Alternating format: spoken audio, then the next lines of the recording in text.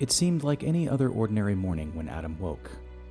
The date was Tuesday, April 2nd, 2034, on a sunny day in Dacono, Colorado. Just as usual, he was awakened by the sound of birds chirping outside his window and the robust smell of black coffee which his wife was brewing downstairs. Adam stretched his limbs as he tasted his stale morning breath. For this day, he chose to lay spread out on his bed for a while. He pondered the upcoming day's events as he played them through his mind.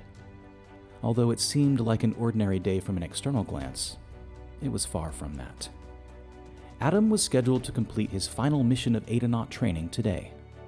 He had worked intensely throughout his 10-year campaign, and now, at age 32, he was on the cusp of successfully completing the most rigorous special operations training known to man.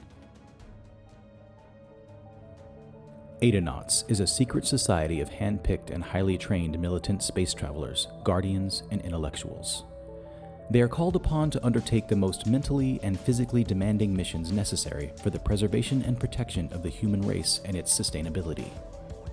For years, the ideology of space travel had been studied. In this day and age, when interplanetary travel has become possible, creating and monitoring conditions for sustaining life on other planets has become a reality, and is one of the specific responsibilities of the Adanauts. Defense has also become paramount. Humans have come to know more about a multitude of existing alien races, while those beings have also come to know more about humans. Interaction between intelligent species have become frequent occurrences, and at times, situations have grown quite tense.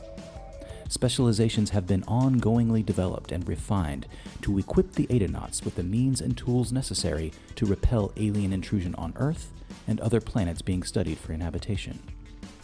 In present-day training, candidates to the program develop and refine their expertise in interplanetary military tactics, crowd control, general science, propulsion, chemistry, physics, rocketry, weaponry, environmental science, and communications. As technologies have evolved over time, so have the weaponry, tools, and training of the Adanauts. It is widely believed by those who are aware of the Special Force that their inception is rooted back to even before recorded history. Some speculate that certain aspects of Adanaut training even occurred over 30,000 years ago, where monochromatic cave paintings that were found in Spain suggest that even early man had been visited by aliens. It is further suggested through the interpretation of the images that early man had to learn to cohabitate with friendly visitors and expel those who were unfriendly from their own occupied territories. Other evidence of early Adanaut and alien encounters have also been found in 4,000-year-old ruins in early Druid territories in Europe, and signs were seemingly hidden and discovered inside the center chambers of the Great Pyramids in Cairo, Egypt. With modern-day earthly travel being made so widely available over the past 100 years, those responsible for screening and selecting candidates to the Adanaut program have a much easier time recruiting and coordinating missions across the globe and beyond. Adam was selected by the administration when he was merely 22 years of age. It was his thirst for knowledge, peak physicality and athleticism, fierce determination, intelligence, compassion, and purity of heart that led the Adanauts to him. Today, Adam would embark upon a solo journey piloting SpaceX's Hades M7. The ship has been in operation for 3 years and has been used in both planetary and interplanetary missions to neighboring solar systems. It is a spacecraft that is thought to have the capability of bending space and time, while reaching 2 times the speed of light through manipulation of the interstellar electromagnetic fields. Adam did not intend to stray from the task at hand for his mission, and wanted to focus solely upon what was required of him, without showboating and pushing the ship to uncertain limits. As he lay in bed, he thought this mission to finalize his piloting credential is simple. He will be traveling just beyond the Kuiper Belt to dock with another Adanaut ship to deliver molecular compounds to help propagate life and terraform terrestrial features upon a distant, uninhabited planet. Adam is confident in his ability, but the more he thought about it, the more nervous he became about flying alone for the first time. He stretched again and shook out his limbs. Just as any other morning, He walked into the bathroom and began his morning hygiene routine. While in the midst, he caught a glance of his own eyes in the mirror and asked himself if he was crazy. There was no response as he gazed in his own brown eyes for a minute. Snapping himself out of his trance, he finished getting ready and headed for the kitchen, where he heard the playful laughter of his children as they teased each other about their grade school crushes while they finished their breakfast. He joined them playfully and downplayed the training mission. As the minutes passed, he started to become more consumed by his thoughts and was quieted a bit as he said goodbye to his children. He lovingly kissed them each on the forehead as they left for the bus to school. Adam's wife, Donna, was visibly nervous for him, which added to his mounting trepidation. He knew he had to complete this mission and that his role as an adanaut was for the overall good of humanity and the future security of Mother Earth herself. After Adam and Donna arrived at the launch pad facility and got out of the car, Donna held Adam more tightly than she ever had before. This was partially to hide her tears in the tenderness of their embrace. After a minute or two, the grasp released. As Adam pulled away, he inhaled deeply as he always did to breathe in the fragrant, floral scent of his wife's shampoo, which he loved so much. He placed his hands on her shoulders and told her how much he loved her and the kids and promised to come home. He turned and was immediately greeted with smiles by two men and a woman approaching to escort him. All were dressed in finely tailored dark business suits. They all turned around together as they walked Adam into the facility, where he was suited for the mission as final preparations were made on the ship. It was go time. Adam relaxed into his seat and flipped the appropriate switches, checked pressure gauges, altimeters, and other instruments to ensure all systems were go. He set the coordinates of the destination, gave a thumbs up to the administrators in the crow's nest, and another to the on-ground crew. Visions of his wife and children rushed into his mind and played like a slideshow on fast forward as he heard the initiation of the countdown sequence. 3, 2, 1, ignition.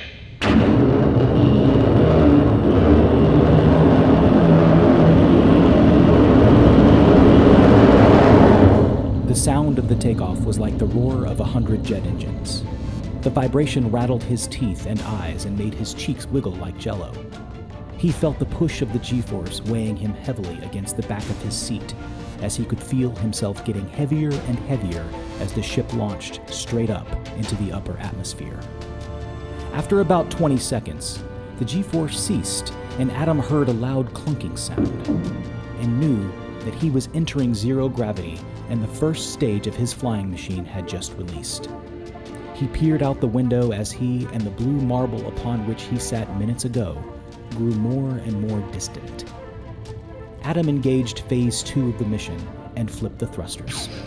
As he did, he felt the additional pressure of being pushed back into his seat again, but this time horizontally.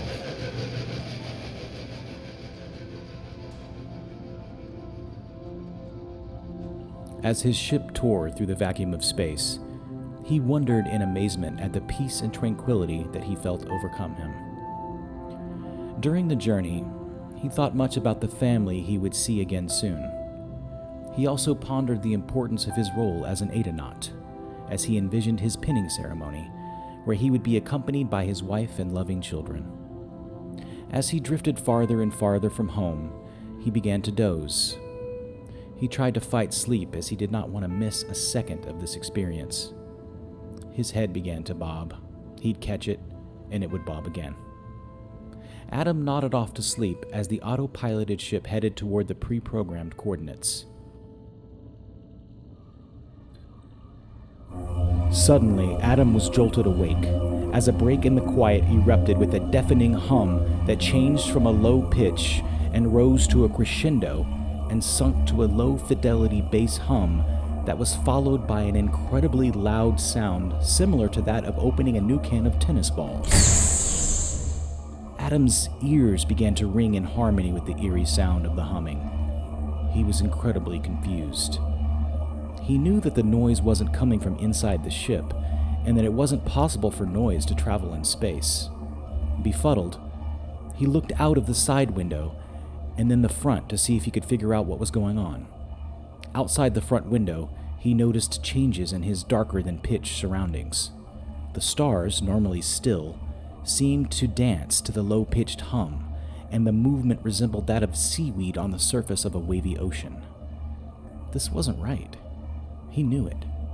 He tried to internalize his fear and confusion, but couldn't.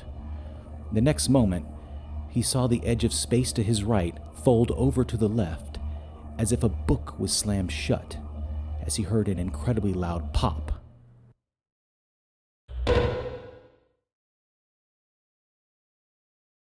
And then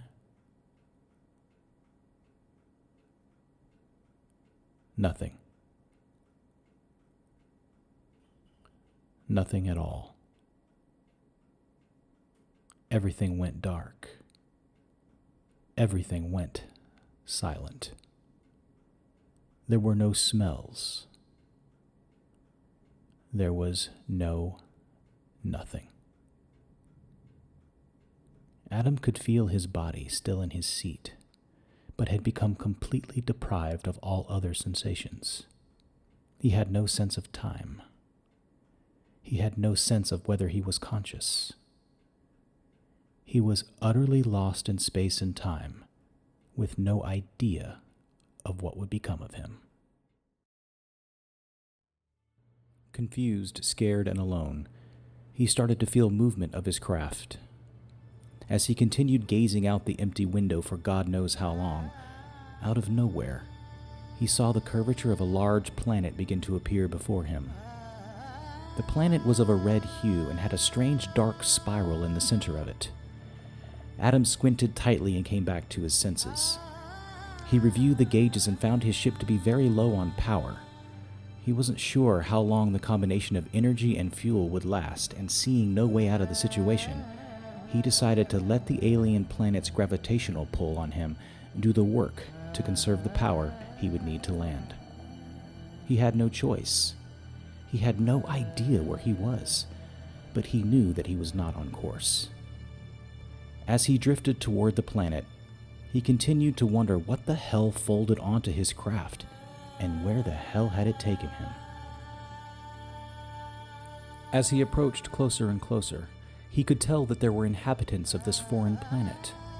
The occupants here were obviously civilized, as he could see various features that appeared to be constructed, and layouts of certain areas seemed similar to how cities were arranged at home. As he drew closer, he was able to make sure to guide his ship far away from whatever the black spiral was, and toward an area that did not seem too heavily populated. As he drifted, he felt the jerk of the ship's loss of power as the lights inside the ship turned red and a power failure message populated the screen in front of him. The ship began free-falling as it no longer had the power to steady itself with the planet's gravitational pull. Adam's ship began to plummet like a fireball hurtling toward a vacant area of the sphere. The pilot did his best to support himself as he braced for impact. The ship shook violently as it approached the surface, and in one instant, it was stopped by a terrible crash against the rugged red terrain. Upon impact, Adam's head slammed into the control panel in front of him, and he instantly felt the blood streaming from his forehead. He reached up with his fingers to survey his unquestionable damage. He gasped as he looked down at the blood, and grew even more disoriented with what he saw than the concussive blow had left him. The substance looked nothing akin to human blood. It was both the consistency and color of grape jelly. What made matters far worse was that as he mentally evaluated what he was seeing, he couldn't help but notice that the fingers upon which that blood had rested were elongated and green as the feathers of a parrot. Within seconds, he felt a strange sensation on his forehead, as if someone laid a finger on the wound and gently ran it along the injury. The wound mysteriously closed, and the leakage had stopped. What the? Adam thought to himself. Adam became dizzy and nauseated as his vision began to blur, and he entered a dazed state of confusion while he drifted in and out of consciousness. He raised his gaze moments later and noticed a strange silhouette of someone, or something, rushing toward him. Baffled by the realization of the abundance of life on this strange and unknown planet, coupled with what he had witnessed with his self-examination, Adam became even more utterly perplexed. His eyes shut again as he returned to his unconscious state. The next thing Adam realized was that he was standing entirely naked inside a large hollow hallway that seemed to be limitless. He lowered his eyes to his grounded extremities and pinched himself to see if he was in a dream. He was not. His legs were elongated and as green as his fingers, and where his manhood once rested was now only occupied by an androgynous mannequin-like mound. He reached up with his hands to evaluate his head, since he was unable to see in any reflective surfaces. He found that it had become twice as wide as it had been prior to the accident, and the structure of his eyeballs were now 10 times the size they once were. He felt around and realized that he also no longer had a nose, and there were only little openings where his prominent ears once sat. His appearance now resembled a narrow and linear cartoon character with drastically stretched out limbs. Adam was lost in confusion and was torn by what seemed to be happening. He continued to try convincing himself it was all a dream within a dream, and that didn't work. As he stood, alone, wondering about what had occurred, 2 large-headed grayish beings entered the room and dried him with cold air. They dressed him in a white rubbery suit that felt strange, although it was oddly comfortable and unexpectedly form-fitting to his new proportions. As the grayish figures departed, 2 yellow-fleshed, red-horned creatures who appeared to be armed with some sort of futuristic weaponry entered silently and gestured to Adam to move. As they led him to a cellar whose door slowly slid open after one of the beings appeared to scan his flesh composition in a biometric device, he caught a glimpse of his new reflection. He was mortified by what he saw, but knew it wasn't something he could change in his current plight. As Adam entered the cellar, the sight of the corridor perplexed him even more than his own appearance did.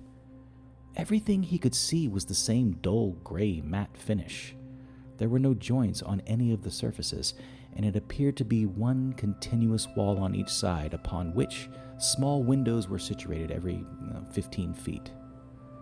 As he was led, he heard murmurs of voices, not through his ears, but in his mind. He could not ascertain what they were saying, but was befuddled by the meshing of multiple voices. While traversing the dark hallway, he looked into other cells and saw other creatures that somewhat resembled a similarly gangly form that he had assumed over the due course of the last few hours. At once, the guards stopped and turned to the right. Immediately, the metallic composition of the wall separated, and a door-sized opening appeared. Adam was directed into a nearly featureless small room that was equipped with only a steel table and a small hole in the floor.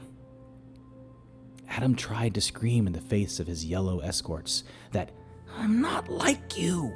I don't belong here." However, it was as if his voice had been snatched out of his mouth and only random, mutated, incomprehensible sounds came out in a slow, steady, and even pitch. He thought he heard someone utter, "They don't care." He was entirely convinced of that as he further questioned his sanity. "I'm not alone. Oh, this can't be happening," were the last thoughts that came to his mind before the creatures that led him to the confinement did an about-face and left Adam as the opening in the confinement closed upon itself. Oddly, he heard murmurs of the voices again, which seemingly answered him in, "You are not alone. Don't give in. We are here." He felt defeated and sunk back onto the cold, dry steel platform which he assumed to be a bed. The confinement didn't scare him. The fear was more relative to the idea that his return to his family and the world he had known so well and called home was threatened. He thought to himself that his adonaut training has prepared him to overcome and address a multitude of situations, but he was feeling that he still genuinely lacks the experience needed to correctly assess his current dilemma. Adam felt defeated and allowed a rush of suicidal tendencies to briefly invade his mind. He quickly pushed those thoughts aside by replacing them in his mind with mental images of his family at home. He remained hopeful that he would see them again soon, although he was having some serious doubts about that at this time. Shortly after he sat a while and was able to recollect his thoughts and pull himself together, a terrifying crimson-colored giant with a single horn protruding out from the center of his skull unlocked the biometric door and entered the prison. Relatively small rust-colored beings were kept in tow. Their complexion gave them a metallic appearance. The red-horned giant guided the rust-colored creatures toward Adam's cell and opened it. Adam was visibly shaken and disturbed by all four of their appearances. The three minions grabbed Adam by his arms. He made a futile attempt to resist their grip, as he also uselessly screamed in his mind, "Where are you taking me? What will you do to me?" It was not apparent that they cared or were much concerned with his well-being. He further thought, "Are you going to kill me?"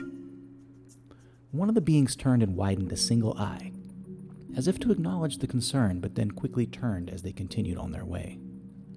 The creatures behind the other locked doors were all focused on the Adanaut. It was clear from their facial expressions that they were also deeply concerned with the fate of the one being dragged before them. Would this fate befall them as well? Adam's mind raced with terrifying thoughts as he was guided through another long corridor. At the end of it, a huge metallic door opened as it exhaled a high-pitched hissing sound. Adam was dragged into an enormous hall.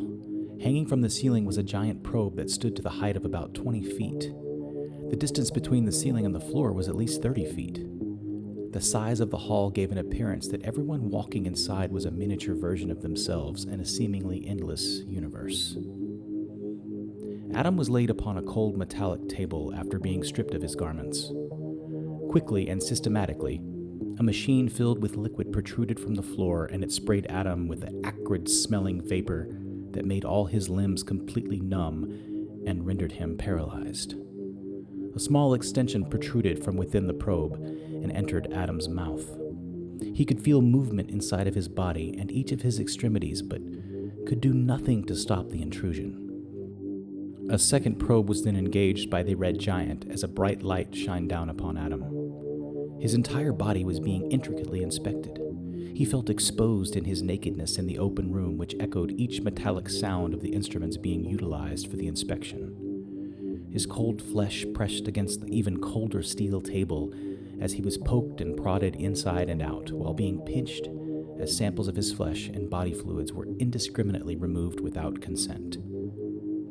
As of right now, he was unaware of the motive of the aliens.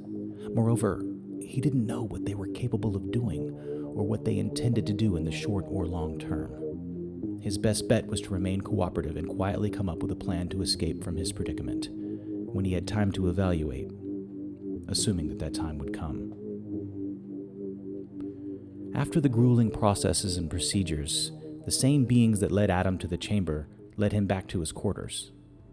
When he returned to his temporary domicile, feeling violated in every way possible, Adam rethought the day's events. He was tormented but couldn't cry, angered but couldn't scream, terrified but couldn't express it. As he settled himself, he was curiously encouraged to know that hidden on his ship were 375 vials of key compounds which were manufactured by the adanauts for multiple purposes. In his adanaut training, he was taught complex chemical formulas that could facilitate and jumpstart the conditions required to enable potentially inhabitable planets to sustain human life.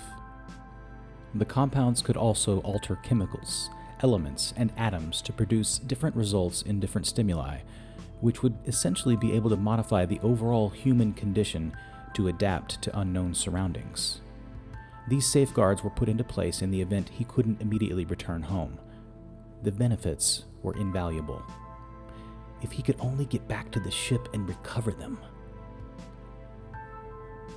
Adam also brought to the forefront of his mind that he possessed something even far more significant in the hidden bowels of the ship. 300 Genesis antidotes. Just as the thought concluded in his gray matter, he heard those inaudible, overlapping voices speaking again in his mind.